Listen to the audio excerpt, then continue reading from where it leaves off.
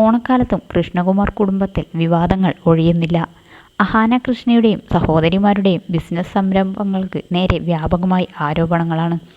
അഹാന കൃഷ്ണയും സഹോദരിമാരും അമ്മ സിന്ധു കൃഷ്ണയും കൂടി തുടങ്ങിയ സാരി ബിസിനസ്സാണ് പ്രധാനമായും ആരോപണം വരുന്നത്. ലിമിറ്റഡ് കളക്ഷൻ എന്ന പേരിലാണ് ഇവർ സാരികൾ ഓൺലൈൻ വിൽപ്പനയ്ക്ക് എത്തിക്കുന്നത്. സാരികളുടെ വില പലരെയും അമ്പരപ്പിക്കുന്നു. ഇതേ മോഡൽ സാരികൾ കുറഞ്ഞ വിലയ്ക്ക് മറ്റു പേജുകളിൽ കണ്ടതോടെ വിമർശനം വന്നു. ഇപ്പോഴിതാ ദിയ കൃഷ്ണയുടെ ജ്വല്ലറി ബിസിനസ്സിനെതിരെയുള്ള ശബ്ദരേഖയാണ് സോഷ്യൽ മീഡിയയിൽ വ്യാപകമായി പ്രചരിക്കുന്നത്.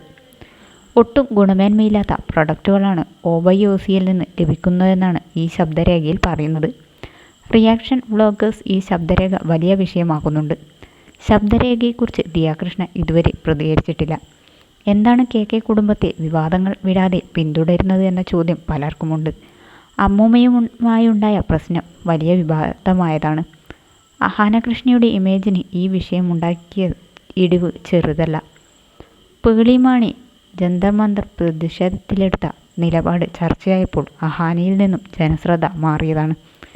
എന്നാൽ ഇപ്പോഴിതാ മറ്റൊരു വിവാദം. ഇൻഫ്ലുവൻസേഴ്സിൻ്റെ കഷ്ടകാലമാണ് ഇനി മുന്നിലെന്നാണ് പൊതുവെയുള്ള വിലയിരുത്തൽ. മുമ്പത്തെ പോലെ ഇൻഫ്ലുവൻസേഴ്സിനെ കണ്ണടച്ച് വിശ്വസിക്കാനും ഇവർ പ്രൊമോട്ട് ചെയ്യുന്ന പ്രൊഡക്റ്റുകൾ വാങ്ങാനും പുതുതലമുറ തയ്യാറല്ല. KK കുടുംബത്തെക്കുറിച്ച് ട്രോളുകൾ വരുന്നുണ്ട്. അമ്മൂമ്മയെ വിഷമിപ്പിച്ചതോടെ അഹാനയുടെയും കുടുംബത്തിൻ്റെയും നല്ല കാലം കഴിഞ്ഞു എന്നാണ് ചിലരുടെ കമൻറ്റുകൾ മുഴുവൻ.